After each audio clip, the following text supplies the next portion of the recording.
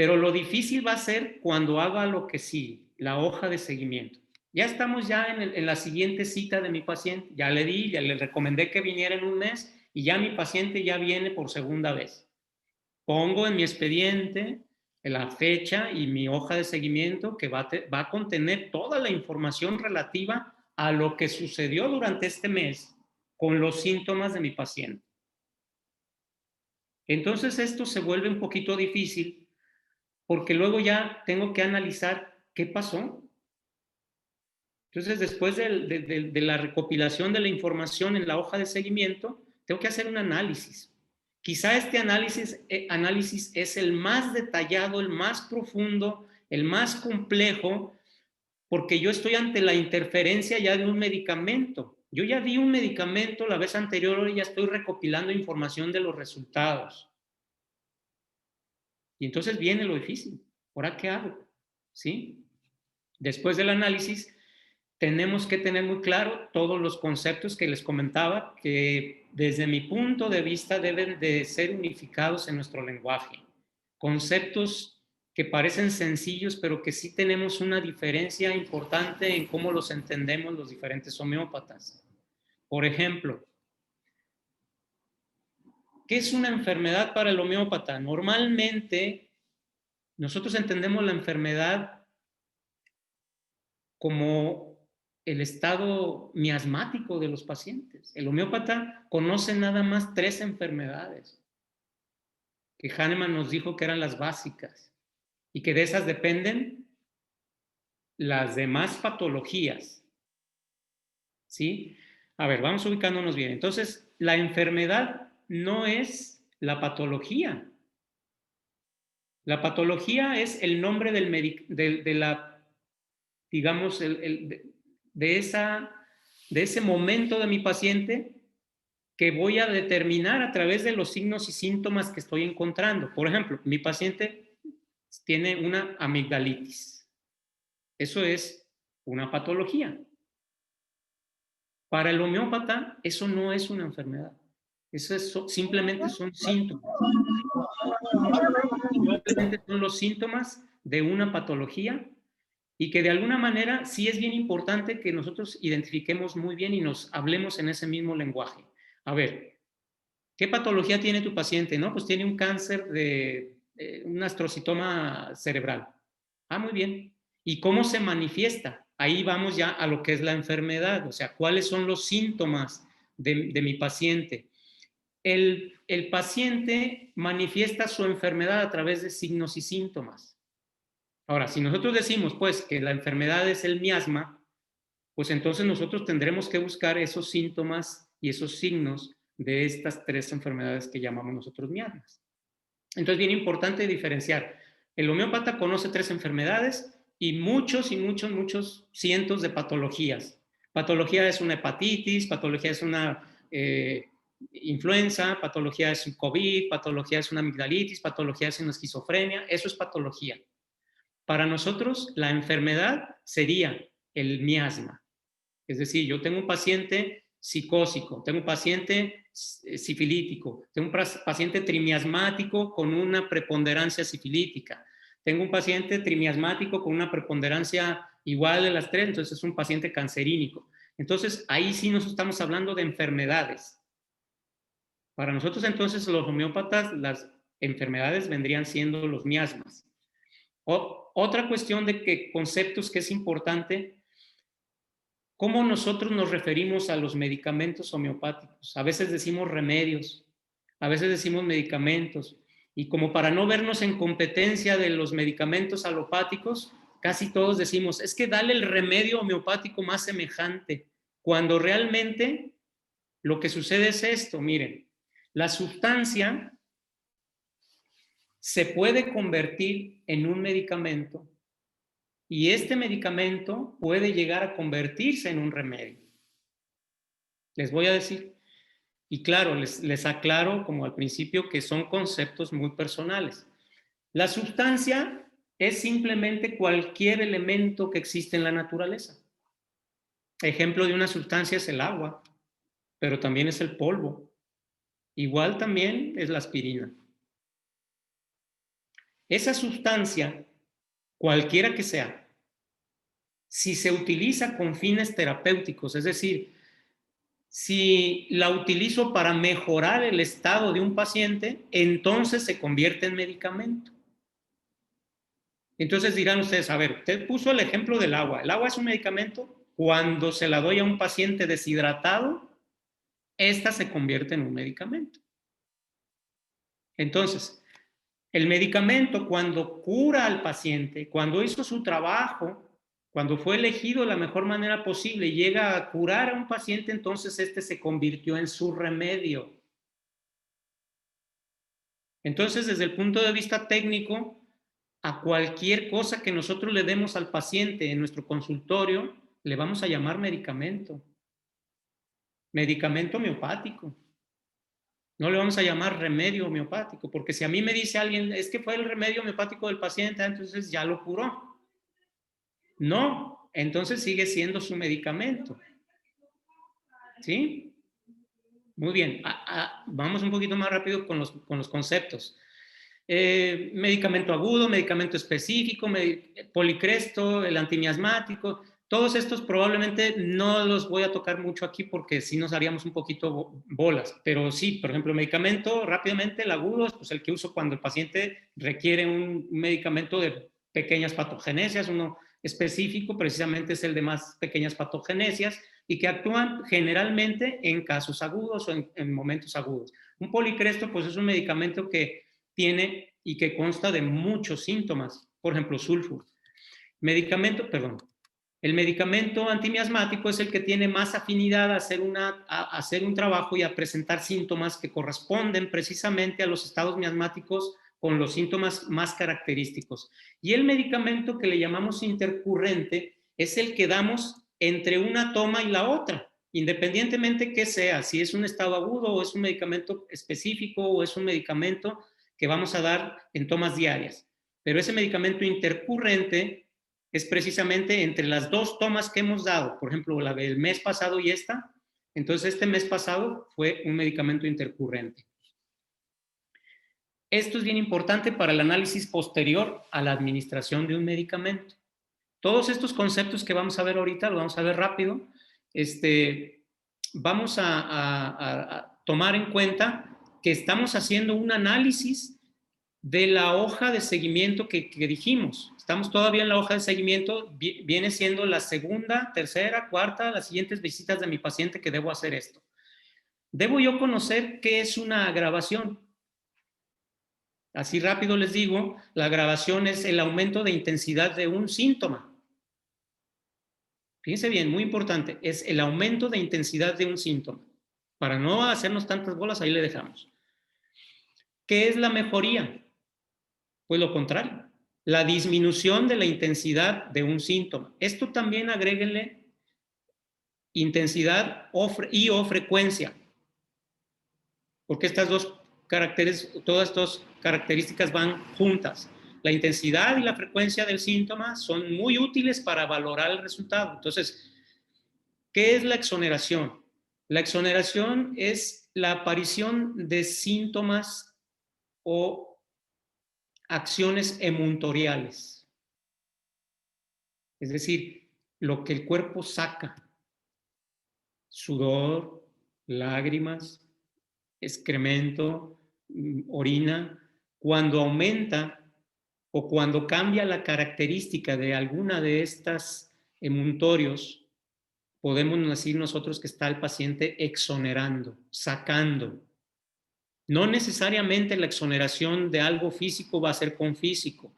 Yo he tenido pacientes que a través de una exoneración, por ejemplo, con una diarrea, han mejorado el sueño y han mejorado también estados anímicos.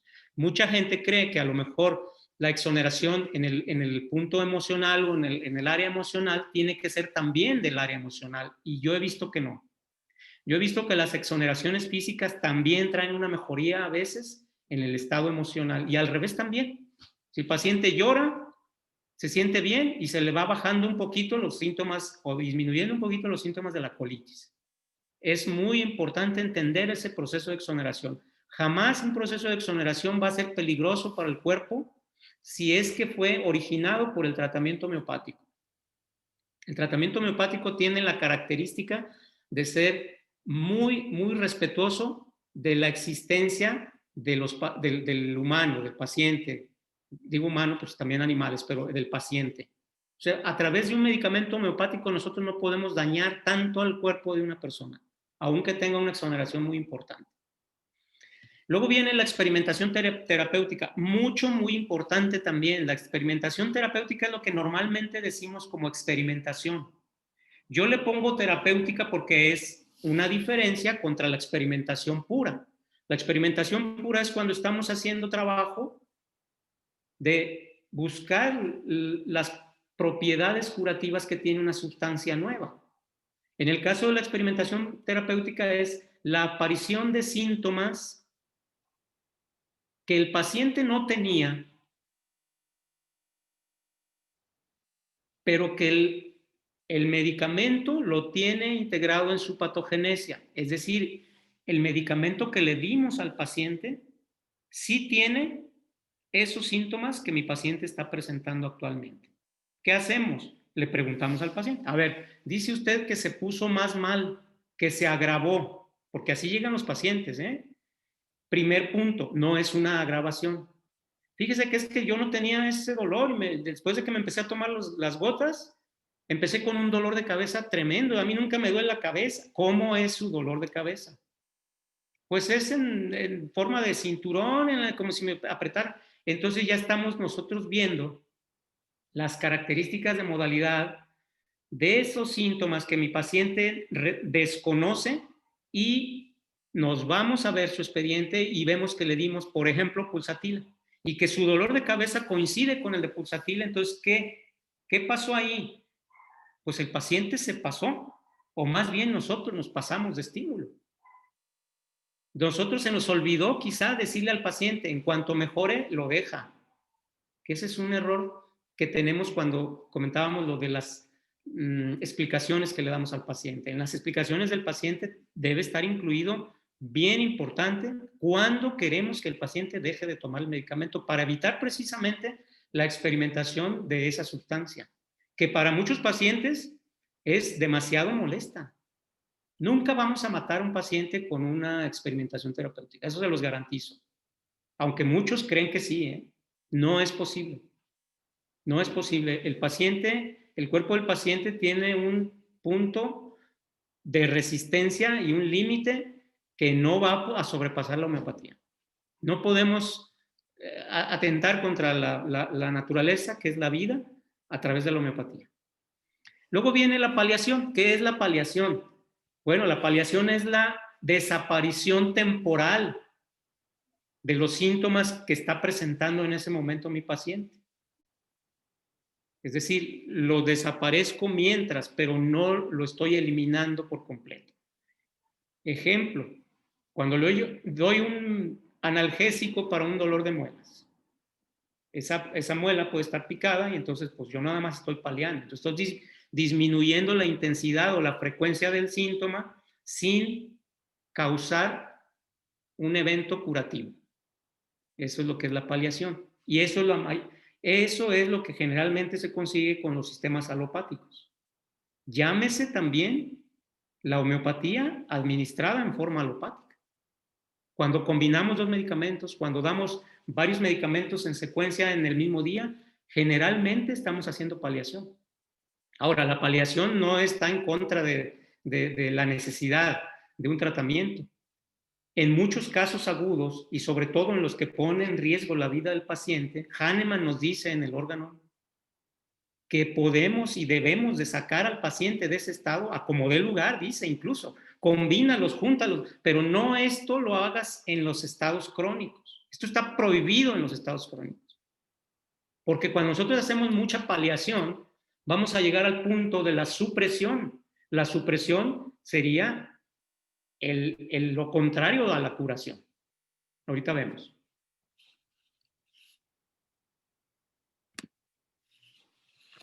La supresión entonces sería el proceso contrario a la curación. Si nosotros entendemos la ley de Hering, que nos dice que la curación lleva un sentido, de dentro hacia afuera. Entonces la supresión sería enviar un síntoma de afuera hacia adentro. El clásico paciente que llega con problemas digestivos y que en su historial él tuvo algún acné en la adolescencia que fue suprimido con pomadas, con algún tipo de pomada, incluso cortisona, algún tipo de corticoide. Entonces esa enfermedad se trasladó hacia el interior del organismo y se siguió desarrollando y empezó a dar síntomas ya ahora propios de ese punto. Esa es la supresión. Entonces ir en contra de la ley de curación, que es la ley de Hering. Esa es la supresión. ¿Cómo nosotros podemos suprimir cuando hacemos mucha paliación, aún con homeopatía, insisto, y esto debe quedar bien claro, cuando yo hago mucha paliación o cuando utilizo métodos que detienen el proceso natural de eliminación de enfermedades? Es decir, si yo veo que mi paciente trae problemas de la piel y le mando con el dermatólogo o yo le doy la pomada X, ahí yo estoy haciendo supresión. Y la curación, pues, es la desaparición definitiva de los síntomas, pero que tengan también como consecuencia el bienestar del paciente. Y aquí en la curación hay conceptos ya de algunos autores que son más simples, más complejos. Hay un concepto de estado de salud que me gusta mucho desde Vitulcas, donde habla qué considera él como estado de salud del área física, qué considera del área mental y cómo lo considera salud en el estado mental. Emocional, mental y físico pueden tener diferentes características de manifestación cuando están ya curados o en estado de salud. Pero la curación, básicamente aquí tenemos que regresar al conocimiento, al conocimiento de la ley de Hering, básicamente. Ya, acuérdense que la curación tiene un sentido y una prioridad. Nunca vamos a decir que estamos curando cuando la piel se curó primero que los riñones. Eso sería un error y sería incluso un estado supresivo.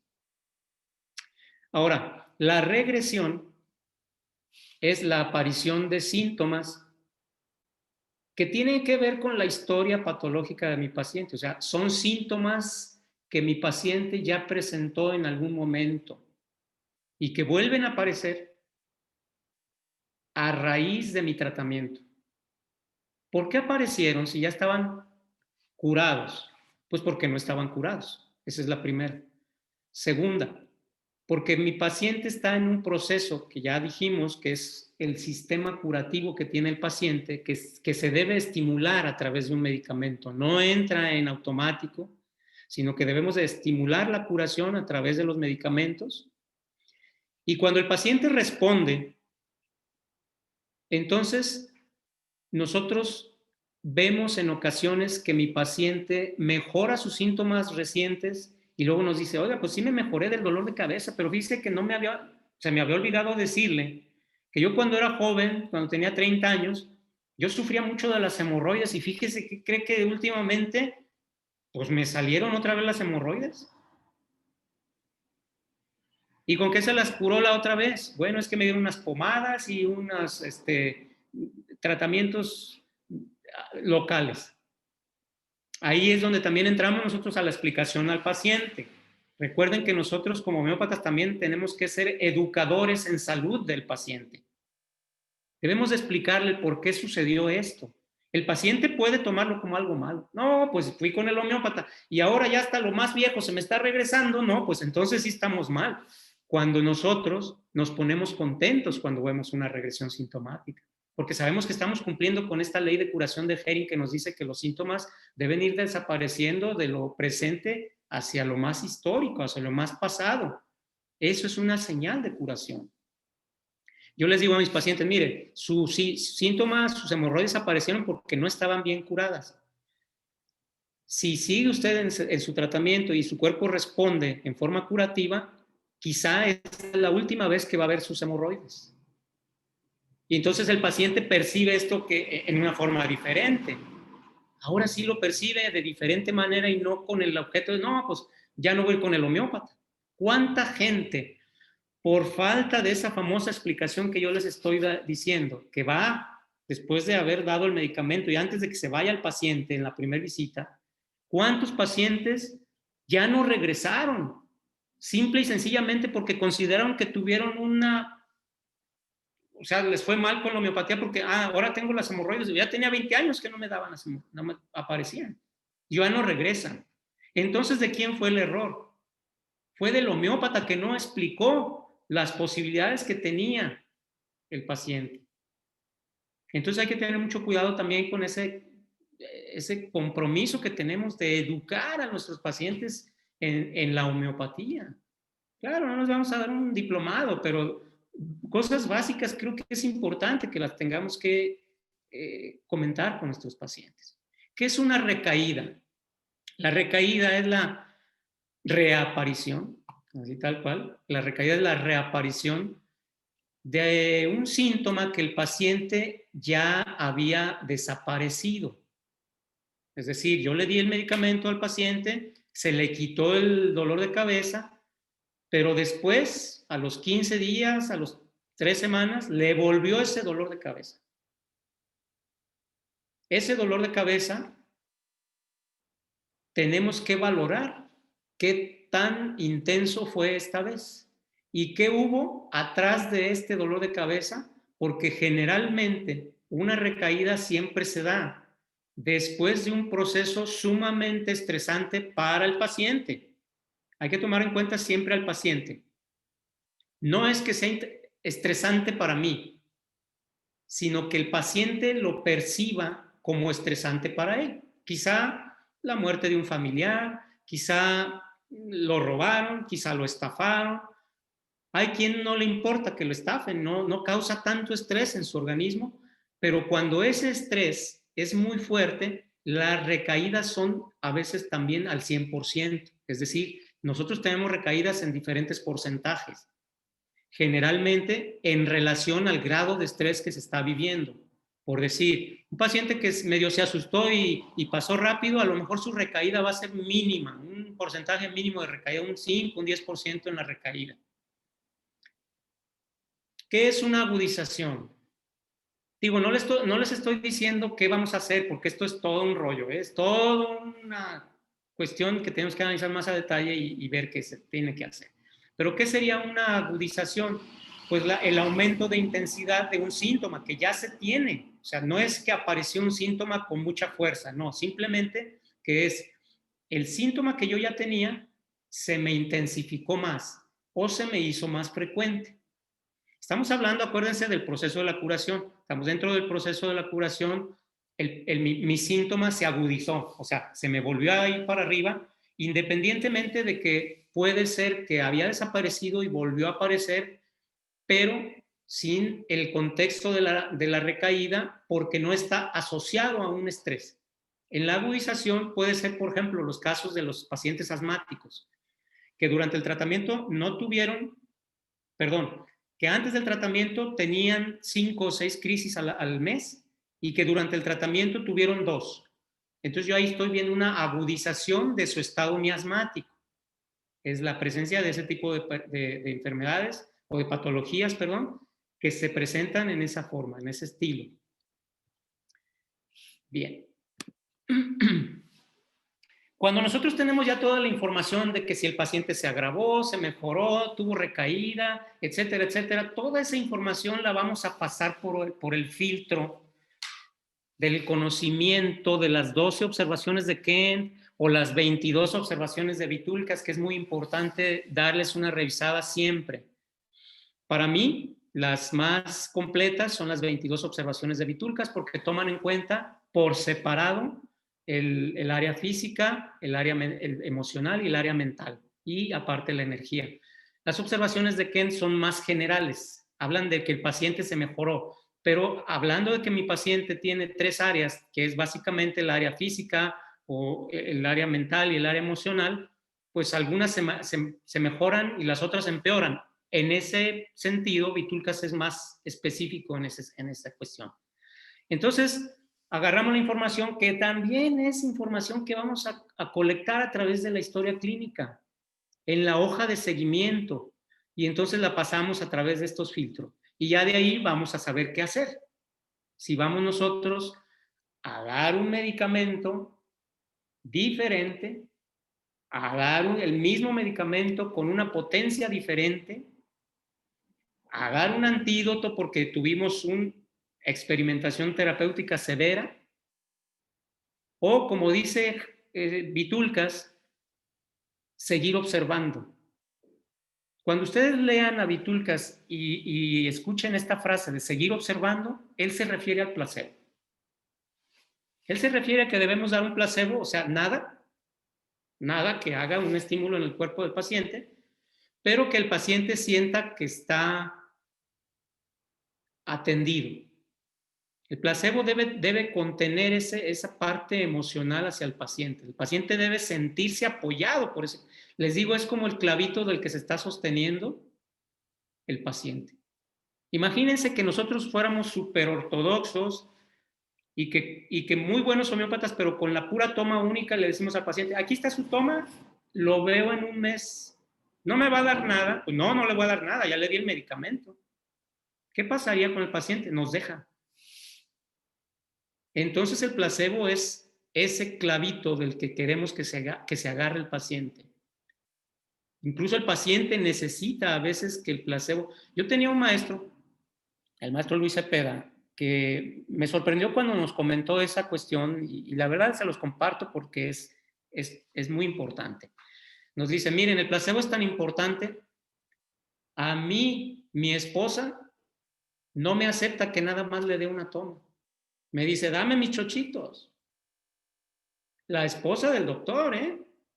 Entonces yo decía, bueno, entonces esto es demasiado importante. O sea, yo no puedo dejar a un paciente sin placebo. No. Algunos alumnos míos que vienen y me dicen, maestro, si me va a dar placebo, no mejor no, déme la toma única, no me dé placebo. Pues no le doy nada, ¿verdad? Ya de antemano así sí. Pero en la mayoría de los pacientes debemos dar un placebo. Y esa es la forma en la que Vitulcas nos dice, estás observando el resultado de la toma única que le diste. Porque de otra manera tú estás interfiriendo con otro medicamento. Él tampoco nos dice que después de una toma única y durante el mes si hay una agudización, no demos nada. Él define que depende de la intensidad de ese síntoma, podemos o no dar algo. Entonces, volvemos al punto. El punto de esta conferencia era, ¿qué importancia tiene la historia clínica? Y estamos viendo que es demasiado importante porque nos aporta toda la información para tomar acción sobre la salud de un paciente, sobre la curación. El objetivo de nosotros como homeópatas y nuestra única misión, como dice Hahnemann, es curar al paciente. Olvídense ustedes de convencer a los científicos de que esto funciona. Esa es tarea de los científicos. La tarea del homeópata es curar pacientes. Y esto es lo que hacemos. Análisis, análisis, análisis, observación, observación, observación. Mis alumnos se fueron, algunos con una idea, a lo mejor quizá una de las muy fuertes que yo les decía. Recuerden esto muy bien. El homeópata es el mejor observador que hay en la naturaleza. De otra manera, no somos buenos homeópatas. Observen, vivan las experiencias de los medicamentos, van en la calle y si el paciente identifíquenlo con un medicamento, grábenselo, hagan todo lo posible por observar lo más posible. Todo, la naturaleza es todo. Entonces, volviendo al parágrafo 3, que es donde Hahnemann nos dice qué debemos de conocer. Entonces, ahora sí vamos a entender un poquito más. Debemos de conocer la enfermedad, para nosotros, los miasmas, un punto esencial desde mi punto de vista, esencial y que para muchos esto no es importante, pues es muy esencial. Debemos de conocer al enfermo, o sea, los signos y síntomas que presenta mi paciente en este momento. También tenemos que conocer las medicinas, y ya dijimos que es una medicina, es una sustancia X. Nosotros tenemos todos los reinos que hay y los convertimos a medicamentos cuando los utilizamos para tratar una dolencia de algún paciente. Entonces tenemos que conocer las medicinas a través de la materia médica. Materias médicas desde sencillas hasta más complejas, como la materia médica viva de Vitulcas, importantísimo, pero no es lo más importante. Lo más importante es que tengamos el conocimiento de estos 5 puntos, juntos, no uno más que otro, todos muy bien. Ahora, las leyes y principios, que vienen siendo los fundamentos filosóficos de la homeopatía, los encontramos en Hahnemann y en todos los maestros de filosofía. Tenemos que conocer la ley de Hering, tenemos que conocer todas las leyes y principios de la homeopatía y las teorías como las teorías de los miasmas. Y por último, Hahnemann nos invita a que también conozcamos los obstáculos que tiene el paciente para la curación. Y esto lo vamos a conocer solo si tomamos una buena historia clínica. Solo si sabemos que mi paciente está trabajando con productos peligrosos. Solo si sabemos que mi paciente está trabajando en una zona donde hay un riesgo de infección. Solo así podemos quitar los obstáculos. Una de las cosas que nos menciona Hahnemann en el órgano es cuando habla de los obstáculos, ya más adelante, en los parágrafos muy adelante, dice, si es necesario, y tú identificas como homeópata que la humedad del pantano, fíjense bien, está haciendo efecto negativo en la salud del paciente, tienes que recomendarle que se vaya a vivir a las montañas, tal cual así lo dice Hahnemann, hablando de la remoción de los obstáculos a la curación. Y eso solo lo podemos saber, lo podemos decir si el paciente nos explica y nosotros estamos atentos a toda la información que necesitamos para llevar a cabo el proceso de la curación. Esto es todo lo que quería comentarles. Quizá fue largo, pero me gustaría que pensaran y reflexionaran sobre lo que nos falta conocer todavía de la homeopatía. Muchas gracias. Agradezco toda la atención que prestaron a la plática y pues felicidades a todos, porque este año, aunque ha sido excepcional, aún así pues es un año que nos pasó muy rápido, a mí en lo personal, y les deseo lo mejor para el año que entra. Felices fiestas a todos. Toño, no sé, muchísimas gracias, doctor Uriel. La verdad no podíamos tener un mejor cierre que con su ponencia y su presencia. Nos acaba de retroalimentar y de dar una información valiosísima para de cierta manera pues ir mejorando nuestra práctica diaria, nuestra práctica homeopática, y en verdad agradecerle de corazón. Vamos a pasar al momento de preguntas y respuestas. Manifiéstense, como dicen por ahí, manifiéstense en el chat para poder realizar si existiese alguna duda. Nos dicen muchas gracias, excelente, muchísimas gracias, gracias por compartir nuestra experiencia, excelente, muchas gracias, pues todo es excelencia, doctor Uriel. Vamos a esperar si alguien tiene alguna pregunta. Vamos a... Bueno. Berta Jiménez nos dice muchas gracias, doctor Uriel. Amanda Rivero, muchas gracias y felicidades, excelente explicación. Elizabeth dice muchas gracias, doctor, muy clara explicación. Siento y considero que quedó magnífico, quedó muy bien entendido. Me voy a dar cuenta aquí dentro de los comentarios de Facebook, que estamos transmitiendo vía Facebook Live también. Hemos tenido un alcance de 300 personas en Facebook y aquí en Zoom somos casi 40. Entonces, estamos, pues como dice, dejando huella. Muchas gracias, dice Fabiola Martínez. Gisela Salazar, gracias a usted, doctor, por tanto que nos ha dado y nos sigue dando. Y yo pienso que quedó sumamente entendido, doctor Uriel. A ver, pues... Muchas gracias, Toño. La verdad es que es un estímulo para nosotros los que vamos un poquito adelante de ustedes, el compartir las experiencias, porque desde mi punto de vista los libros dicen algo, pero la práctica y la observación que hacemos nos dice a veces cosas diferentes. Y cuando alguien ya ha pasado por un camino y ha visto los tropiezos y quita las piedritas para los demás, creo que es bien importante hacerlo. No hay que dejar las piedritas que están por ahí. Exactamente. Sí, más que nada, quisiera hacer como dicen por ahí, dicen que cada año o cada término de algo se tiene que hacer un consenso.